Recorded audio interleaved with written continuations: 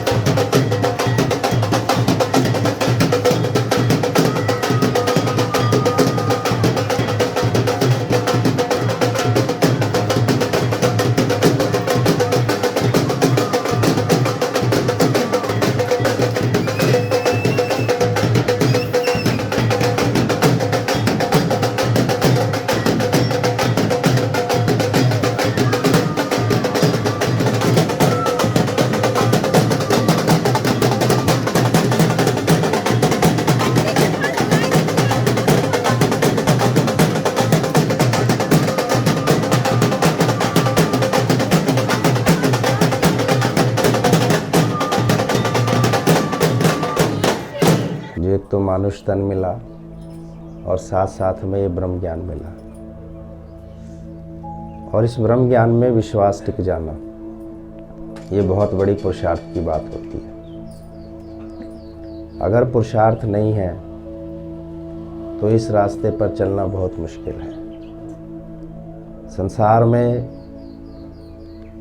दूसरे कर सकते हैं, लेकिन इस आध्यात्मिक ब्रह्म ज्ञान में दूसरा कोई नहीं करता है, स्वयं करना पड़ता है।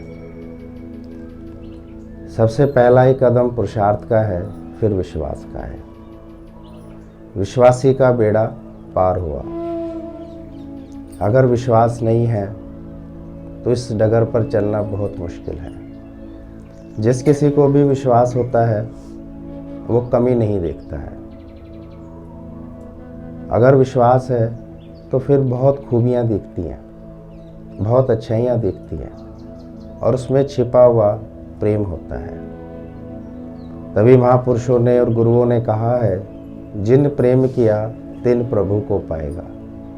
यानी वो अनंत आनंद और अनंत शांति को महसूस करेगा और अपने जीवन को सफल करेगा। पुरुषार्थ तेरा देव है और विश्वासी का ही बेड़ा पार होता है। एक बार की बात है, नारद मुनि जा रहे थे तो उनको रेगिस्तान में तपती हुई धूप में, जहाँ ना कोई वृक्ष ना कोई जल ना कोई जीव और जंतु दिख रहे थे, तभी पता नहीं कहाँ से एक चिड़िया आई और उन्होंने नारद मुनि से कहा कि आप सबकी दरखास्त भगवान विष्णु के चरणों में रखते हो, मेरी भी दरखास्त रखना। तो बोला अभी तक तो तुम मुझे दिखी नहीं, कहाँ से आई? बोला मैं इसी रेगिस्तान में भटकती रहती हूँ, तपती भूमि है, पानी भी जल्दी से नहीं मिलता, ना कोई छांव है। भगवान विष्णु तो सबके जानी जाननहार हैं, वो सभी जगह हैं, वो मेरी भी सुध लेते हैं, वो मेरे बारे में भी जानते होंगे। बस उनके चरणों में मेरा शुक्राना रखना। नारद मुनि ने कहा कोई इच्छा है तो बताओ। बोला नहीं, मेरी कोई इच्छा नहीं है, मैं खुश हूँ, मुझे जहाँ भी रखा भगवान ने, मैं बहुत खुश हूँ। बोला यहाँ खुशी के लिए है क्या? बोला यहाँ भी भगवान है, मैं उसकी रजा में राजी हूँ।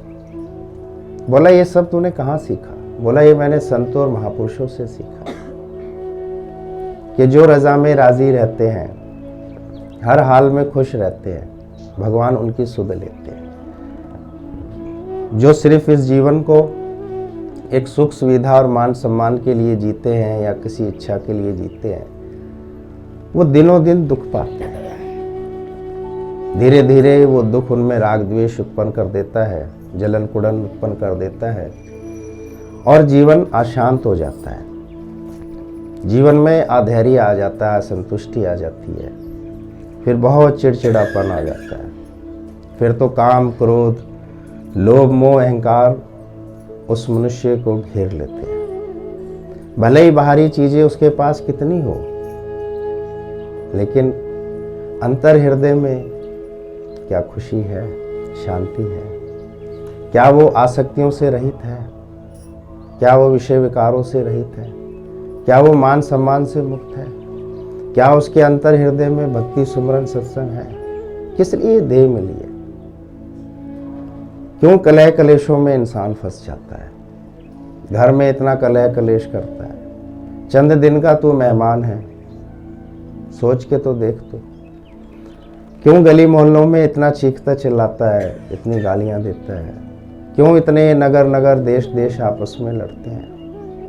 क्योंकि ये सब भगवान को भूल जाते हैं, उसके न्याय को भूल जाते हैं।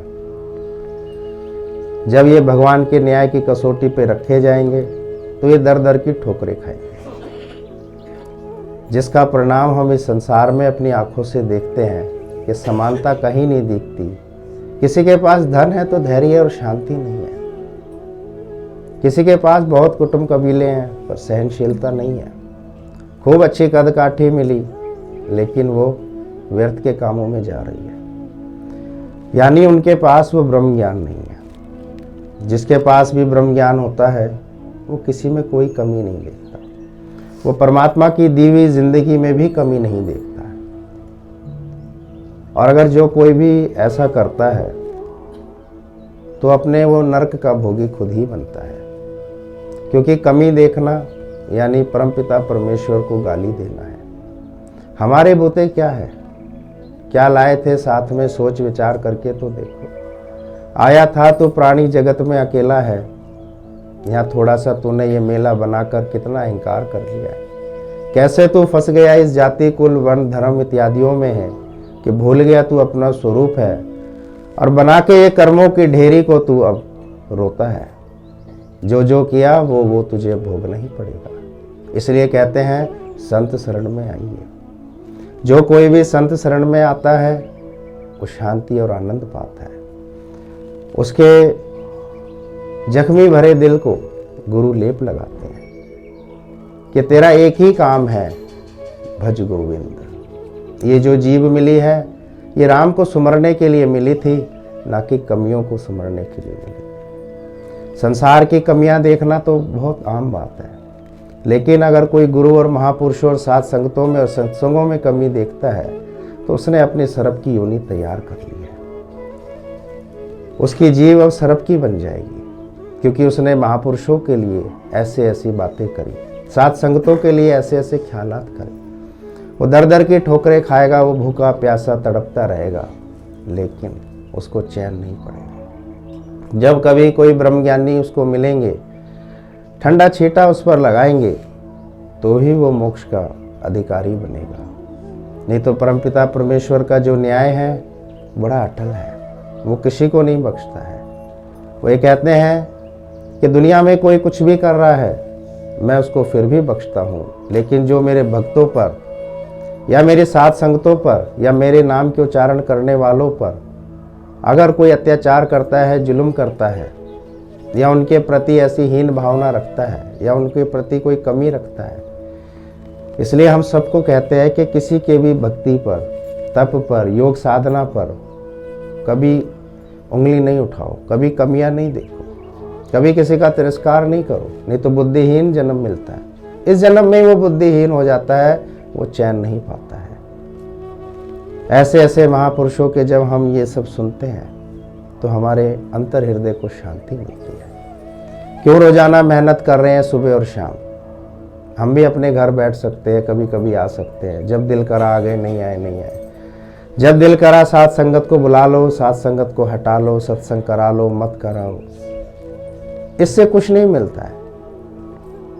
तभी मिलता है जब बीज धरती में पूर्ण तरह से चला जाता है, जब कोई मनुष्य अपने मन बुद्धि इंद्रियों से, अपने तन मन धन से, सभी तरीक़ों से अपने आप को गुरु को समर्पित करता है, तो ही वो मोक्ष का अधिकारी बनेगा।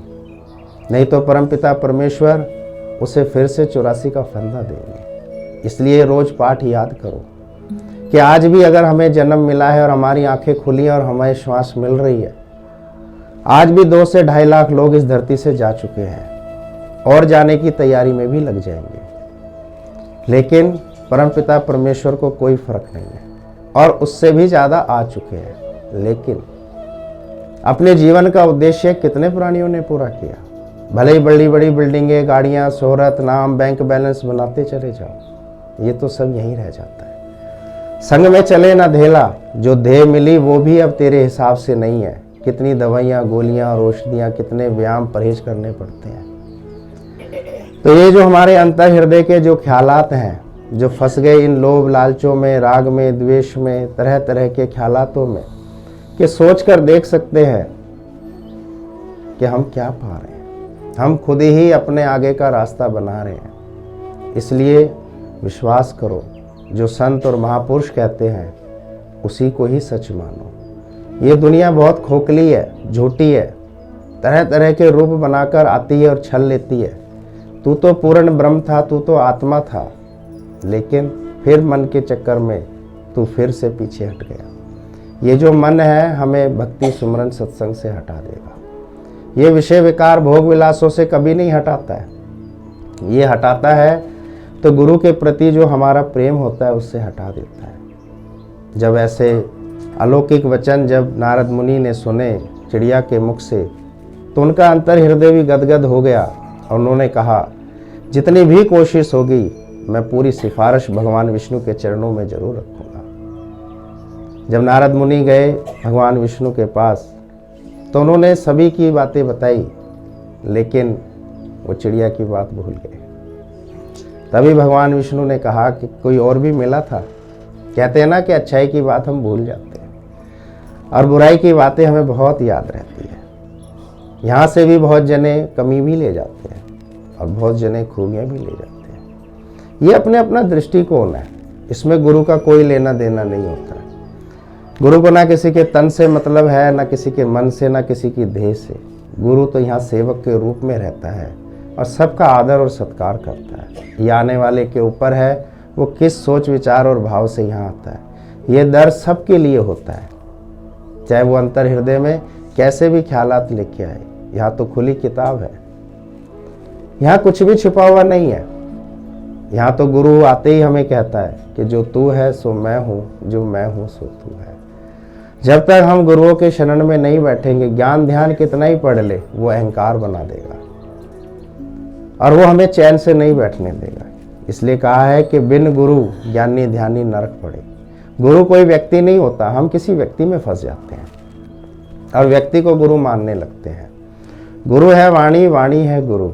वाणी में ही ये अमृत सार छुपा होता है, जो ये अनादि आदि से सनातन से चले हुए आ रहे हैं, जो हमारे शास्त्र हैं, चाहे वो श्री वेद हो, श्री कुरान हो, चाहे श्री पुराण हो, चाहे श्री रामायण हो, चाहे श्रीमद् भगवद गीता हो।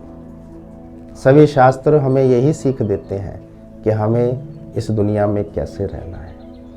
हमें बड़े ही हर्षोल्लास और उमंग और खुशी से रहना है, बिना जात पात और भेदभाव के रहना है। बिना ये छोटा बड़ा तेरा मेरा करने से क्या मिलता है।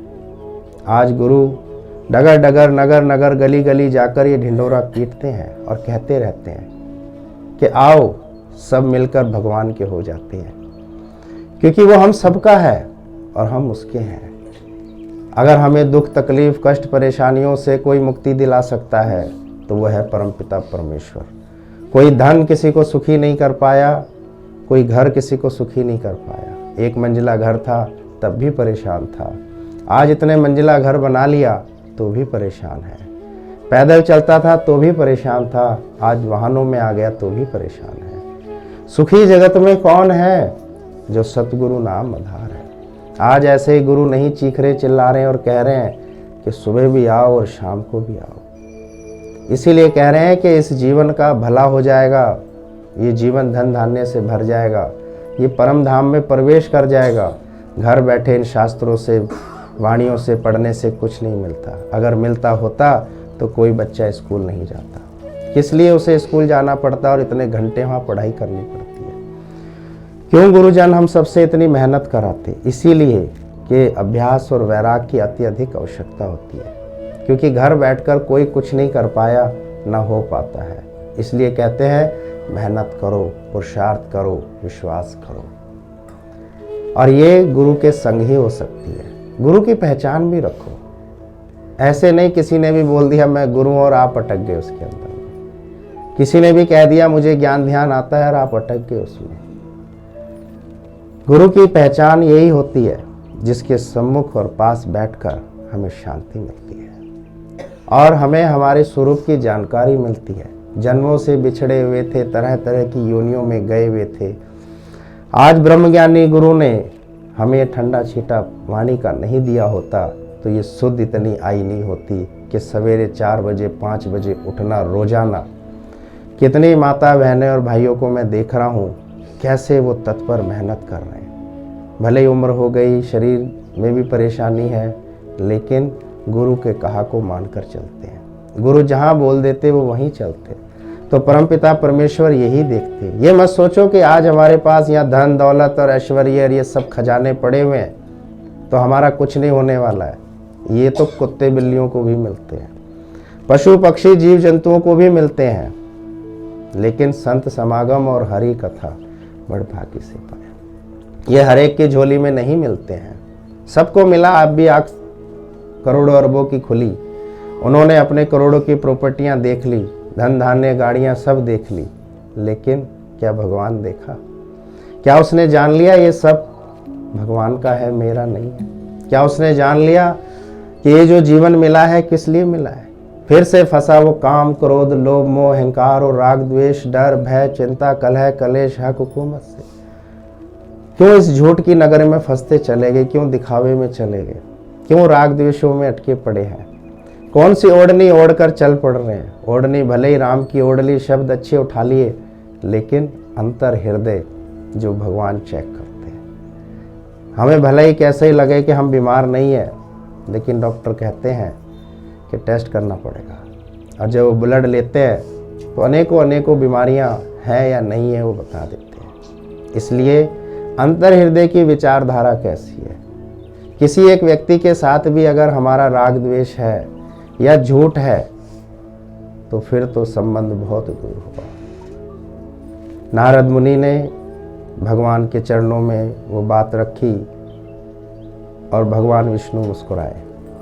नारद मुनि जी ने सिफारिश लगाई कि आप सबका भला और उद्धार करते हो, वो नन्ही चिड़िया आपकी भक्त है, उसका भी उद्धार कर दो, उसका भी कल्याण कर दो। देखिए गुरु यहाँ बैठे हुए रहते हैं हमारे उद्धार और कल्याण के लिए, पर क्या हम खुद भी चाहते हैं? जब घर से चले तो किस लिए चले? कौन सी सोच और दृष्टिकोण और विचारधारा से चले? जब मैं सवेरे उठा और जब चला, मैंने कहा भगवान भले ही अंतिम दिन हो, आज इस मन को काबू में रखवाना, ये भटकने ना पाए, बस आपके ही वाणी में वश में रहे और इसी साथ संगत में ये जाकर बैठ जाए। और कुछ नहीं चाहिए। क्या चाहिए? मिल गया तेरा दर बहुत है, बाकी खाना पीना तो वो सबको दे देता है।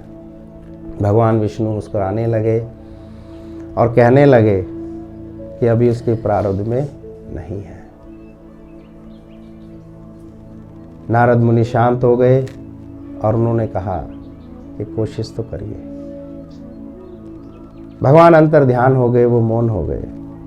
नारद मुनि फिर से अपनी यात्रा पर जब निकले तो चिड़िया से फिर मुलाकात हुई, लेकिन उनके चेहरे पे खुशी नहीं थी और उन्होंने कहा कि अभी कुछ नहीं हो सकता, अब इतना सुनना था, चिड़िया का नाचना था। अभी हम लोग नाचते हैं गली गली, इसलिए नाचते पायो जी मैंने राम रतन धन पाया, कि हम सब ने उस परम पिता परमेश्वर को पा लिया है और कुछ नहीं चाहिए। अब चिड़िया बहुत नाचने लगी, कूदने लगी, मुस्कुराने लगी और ढेरों ढेरों शुक्राने करने लगी। नारद मुनि ने कहा ये पागल हो गई है, क्या है इसके भाग्य में? आज हम सबके भाग्य में भगवान हैं और जहाँ भगवान है वहाँ सब कुछ होता है। उसका प्रत्यक्ष प्रमाण आप यहाँ देख सकते हैं। अगर यहाँ भगवान नहीं होते तो इतनी ठंड पड़ रही है और आना और छत पे यहाँ बैठ जाना, ये प्रत्यक्ष प्रमाण है कि परमपिता परमेश्वर साक्षात है। ऐसे नहीं है माधव भगवान आ गए हैं। इंसान क्या क्या खरीद के अपने घर की डेकोरेशन बनाता है, क्या उतनी प्रतिमा उसने अपने घर में लगा रखी है? क्या उसने अपने अंतर हृदय में इतनी भाव भावना भर रखी है? अब चिड़िया का तो नाचना इतना जबरदस्त शुरू हो गया। नारद मुनि चले गए। जब नारद मुनि वापसी अपनी यात्रा से लौटे तो अब तो वह अचंभा देखते हैं कि वहाँ तो बड़ा हरा भरा बाग है, सरोवर है, ढेरों जीव जंतु पशु पक्षी नाच रहे, गा रहे, खुश हो रहे हैं और श्री कृष्ण गोविंद हरे मुरारी का वो सब जाप कर रहे हैं। हरे कृष्णा हरे राम बोलते जा रहे हैं, श्री कृष्ण वासुदेवाय नमः कर रहे हैं। नारद मुनि हैरान हो गए और जब उन्होंने वो नज़ारा देखा तो वहाँ वो टिक नहीं पाए, भाग कर गए भगवान विष्णु के पास और कहने लगे कि आप दो बातें करते हो। मेरे से कहा कि चिड़िया के भाग्य में कुछ नहीं है और आज वहाँ वो लहरा रही है, इतने जीव जंतु पशु पक्षी वहाँ मौज कर रहे हैं और वो खुश हैं। आज हम सबकी खुशी का कोई ठिकाना है? इतना सा भी कोई गम नहीं है, कोई तकलीफ नहीं है, कोई कष्ट नहीं है। नहीं तो इंसान 2 4 5 प्राणियों में ही परेशान हो जाता है। और ये गुरु का एक ऐसा घर है जहाँ सदा आनंद है, कोई कमी नहीं है, किसी भी तरीके से कमी नहीं है। खूब दे रहा है दाता। हम खर्च करते करते भले ही थक जाते हैं, वो देता देता नहीं थकता। रोज लगे भंडार है यहाँ पर, रोज लगे नित्य नए मेले हैं। सुबह हो शाम हो, देखो कोई खुशियों का ठिकाना है? संसार वाले तो कभी खुशी मनाएंगे, ब्याह शादी बर्थडे मैरिज एनिवर्सरी बस, या कहीं घूमने चले जाएंगे अपनी फैमिली पैक के साथ बस। 2 4 6 उसमें 8 10 होते हैं, कहीं मामा है, कहीं मौसा है, कहीं चाचा है, यही होते हैं बस। लेकिन जब संत समागम और हरि कथाओं में आते हैं तो गुरु कहते हैं बेहद में आओ और ये बेहद का परिवार देखो। अनेक में भी एक है और एक में भी अनेक है, लगा कैसा मेला है, ना कोई आगे है ना पीछे है, सब साथ साथ है। कितना बड़ा करिश्मा है कि 5 वर्ष से लेकर 80 वर्ष तक का एक साथ चल रहा है। ये कितनी बड़ी सौगात है मालिक की, कितना बड़ा करिश्मा है उसका। नहीं तो जहाँ 8-10 भी जाते हैं उसमें 2 तो चल नहीं पाते, 3 बीमार हो जाते हैं, 1 नाराज हो जाता है और कितने पैसे खर्च कराते हैं, लाखों रुपए। और यहाँ मुनि में ही कितने घूम आते हैं, कितनी यात्राएं कर पाते हैं, कितनी मौज लेते हैं। क्यों? क्योंकि एकत्व का भाव है। और जो वास्तव में साथ संगत को और सत्संग को चाहेगा उसी में ये एकत्व का भाव आएगा और साथ संगत में ही रहेगा। जहाँ गुरु ले जाए, यस, हाँ चलूँगा मैं। ऐसे नहीं अपनी मन मर्जी, अपनी मर्जी चलानी तो उसे कुछ नहीं मिलता है, कोई हो चाहे। आज मैं भी अगर अपनी मर्जी चलाऊंगा और उसकी अर्जी में नहीं रहूंगा तो मुझे भी लताड़ देगा, ये सब वाणियाँ ले जाएगा मेरे कंठ से, मेरी मन बुद्धियों को सबको हर लेगा और फिर मेरे भी मन आ जाएंगे और मैं भी साथ संगत और सत्संग छोड़कर इस मोह माया की दुनिया में चला जाऊंगा। तो लाख करोड़ शुक्राने हैं परमपिता परमेश्वर के, जो हमें वो ऐसी सुध रखते हैं कि हमें चलना है तो गुरु के बताए वचनों पर चलना है। भगवान विष्णु ने कहा कि मैं दो बात नहीं करता हूँ, मैं तो एक ही करता हूँ। तो वहाँ इतना सब कैसे हो गया? मैंने भी नहीं सोचा था कभी कि यहाँ सत्संग होगा और इस तरीके से सब चल पड़ेगा, कभी नहीं सोचा, सोचता ही नहीं हूँ मैं तो शाम के भी नहीं सोच रहा हूँ, जिसके यहाँ जाना है मैं वहाँ के भी नहीं सोच रहा हूँ। जो बुलाएगा वो सोचेगा और जो मेरा दिल आएगा मैं वहाँ वो ही कहूँगा, मैं उसके हिसाब से नहीं चल सकता। उसे मेरे हिसाब से चलना होगा तो चलेगा, नहीं तो वो अपने रास्ते, मैं अपने रास्ते। मैं किसी का बिकाऊ नहीं हूँ, मुझे किसी ने खरीदा नहीं है, मैं किसी का चपलासुई नहीं हूँ, मैं आज़ाद हूँ। और जो बात गुरु ने कही है वही चलती है, दूसरों पे नहीं अपने पे चलती है। अच्छा लगे तो बुलाओ, ना लगे तो कोई फर्क नहीं पड़ता है। हमारे लिए तो खुले सैकड़ों दरवाजे हैं, फुर्सत नहीं मिल रही है किसके यहाँ जाएं और किसके यहाँ नहीं जाएं। रोज़ाना दिन भर भी एक एक प्राणी के घर जाऊं तो ये ज़िंदगी कम पड़ जाएगी। इतना प्रेम, इतना सब कुछ कब? जब गुरु के रास्ते पर है। अगर इन्हीं विषय विकारों में, दिखावों में फंस जाते तो क्या मिलता? तो भगवान विष्णु ने कहा नारद मुनि को कि उसके शुक्राने में शक्ति है। वो जो सुबह शाम शुक्राने का जाप करती है ना, और जो वो महापुरुषों की और गुरुओं की भक्ति करती है, ये सब उसकी महिमा है, उसी की शुक्रगुजारी है। मैं देने वाला नहीं हूं, जो लेता है वो पाता है, उसकी भावना कैसी होती है। उस चिड़िया ने अपने लिए नहीं मांगा कुछ भी, उसने मांगा सबके लिए, सबके लिए मांगा। और उसके शुक्राने में इतनी शक्ति है, इतनी भक्ति और इतनी नैतिकता और ईमानदारी है कि मैं विवश हो गया उसे सब कुछ देने में। तो नारद मुनि ने कहा शुक्रानों का क्या राज है? क्या वो नारायण से भी बड़ा है? मैं तो नारायण नारायण करता हूँ और वो तो शुक्राने करती है। बोला नारायण में तो सिर्फ मैं ही हूँ, शुक्राने में तो सब कुछ है, सब कुछ है शुक्राने में। सारे देवी देवता सब उसमें आ जाते हैं, पार ब्रह्म परमेश्वर त्रिलोकी नाथ सब उसमें आ जाता है। क्या नहीं आ जाता है उसमें? इसलिए इस धरती पे जिसने शुक्राना और मुस्कुराना सीख लिया, उसने तो समझ लो अपने भाग्य खुलवा लिए और उसके जीवन में आनंद और शांति के भंडार लग गए। उसके रास्ते पर भगवान ने फूल बिछा दिए। इसलिए जीवन को हमेशा हंसी खुशी और हर्षोल्लास के साथ जिए। क्यों इसमें झूठ शामिल कर लिया? क्यों इसमें विषय विकार शामिल कर लिए? क्यों इसमें राग द्वेष ये दिखावे शामिल कर लिए? क्या मिला आखिर इनसे? कुछ नहीं मिला। मनुष्य को तभी मिलता है जब वो पाक साफ हो जाता है। क्यों झूठ का सहारा लेते हैं? क्यों इन गिले शिकवों का सहारा ले? क्या आवश्यकता है इस क्रोध लोभ मोह अहंकार की? क्यों उन कमजोर बेबसों को सताते हैं? क्यों उन घर की स्त्रियों को सताते परेशान करते हैं? क्यों उन गली मोहल्लों के गरीब इंसानों को परेशान करते हैं? क्या आवश्यकता है? भक्ति करो। परमपिता परमेश्वर ने हम सब के अंदर में ये भक्ति दी है। ये इसीलिए दी है ताकि हम उस तक पहुंच जाएं। तो बहुत शुक्राने हैं सभी के, बहुत खुशी हो रही है। विश्वासी का बेड़ा पार। कृष्ण भगवान की जय, माता भगवान की जय। भक्ति के मार्ग पर भक्त को विश्वास रखना बहुत ज़रूरी है।